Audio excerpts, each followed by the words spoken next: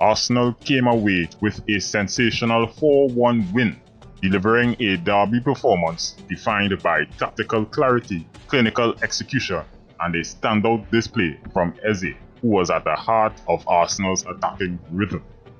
In the match preview, I predicted a 2-1 victory based on Spurs' tendency to leave central spaces exposed, areas that players like Eze thrive in. What I didn't anticipate, however, was Spurs doubling down on that vulnerability by altering their first half shape in a way that opened those central channels even more.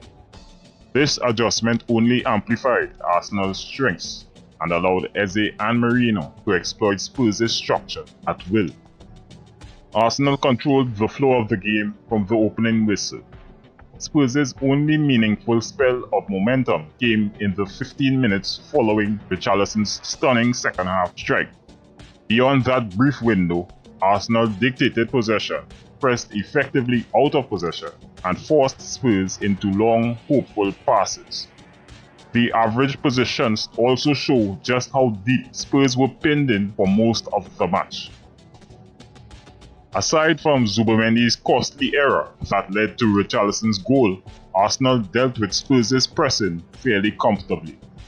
Saka served as a consistent outball on the right flank, enabling smooth transitions from defense to attack. Spurs, on the other hand, struggled badly under Arsenal's pressure. Without a functioning midfield unit, they failed to create stable passing lanes and were frequently forced into long balls aimed at Richarlison. Their fullbacks also struggled to advance possession or deliver quality from wide areas.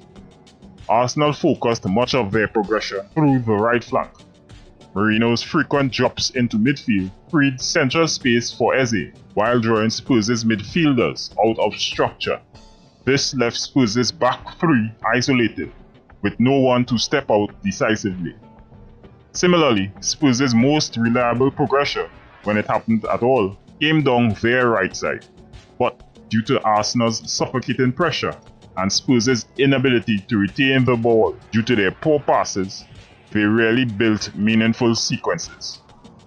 Even without a traditional striker occupying Spurs' defensive line, Arsenal consistently broke through with late runs from the wingers and midfielders.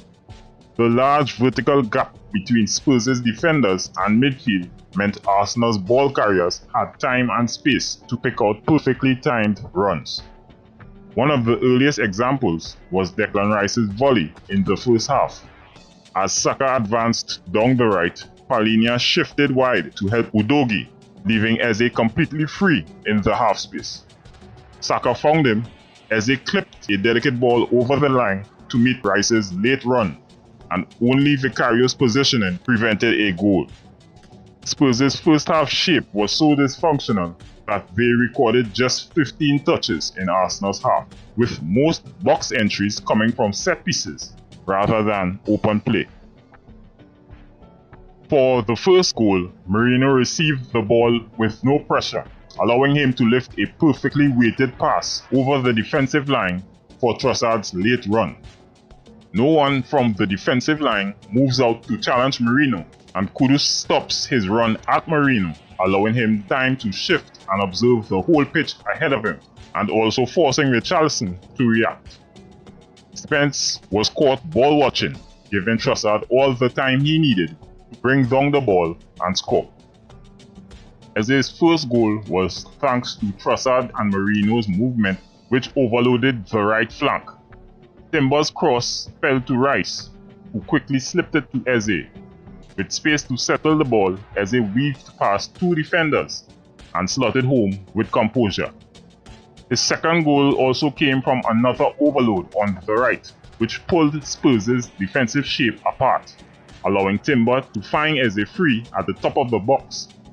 From there, he placed a calm, clean finish past Vicario. Spurs' only goal came from Zubomendi's turnover under pressure from Palhinha and Richarlison. The tackle from Palhinha fell to the feet of Richarlison, who struck instantly from distance before Raya could set himself, which leads to the ball entering the goal before an attempt to save it can be made. Eze's third goal came from an action where 3 players went to close down Trossard, but were unable to stop him from making the pass to the unmarked Eze, who easily finds the back of the net. The one good thing about Spurs' game was that it seems they had a clear strategy against Saka's free kicks. They stationed their defensive line right on the edge of the keeper's area to deny Arsenal space for second balls and runs behind, while also encouraging Saka to attempt short-cross deliveries. Since no Arsenal runner met these balls, Vicario handled the situation comfortably. Thomas Frank began with an unexpected 5-4-1 formation, sacrificing midfield presence for defensive coverage. Instead of shoring up Spurs' shape, it opened even more pockets for Arsenal's midfielders, particularly Rice and Eze, to advance freely. Frank reverted to his usual 4-2-3-1 at halftime to regain midfield stability, but Arsenal's right side overloads, driven by Merino's intelligent movement, continued to cause havoc. Spurs' defenders were repeatedly dragged out of position, leaving lanes open for Eze and Trossard to exploit. The statistical numbers underlying Arsenal's dominance. Spurs spent most of the match pinned in their own half and lacked the usual derby intensity that characterizes North London clashes. The match also highlighted Eze's growing importance to this Arsenal side. With Odegaard not producing at the level of his previous season's performances, Arsenal have missed a midfielder capable of shooting aggressively from both inside and outside the box, something they haven't effectively replaced since Xhaka and El Neni departed. Eze's emergence seems to fill that void. Merino was equally influential in this match, functioning as an auxiliary midfielder who allowed Arsenal to maintain central control while destabilizing Spurs' defensive assignments. Arsenal delivered a commanding derby performance that showcased tactical intelligence, individual brilliance, and cohesive team play. Spurs over-engineered their approach and paid the price, while Arsenal capitalized on every structural weakness presented.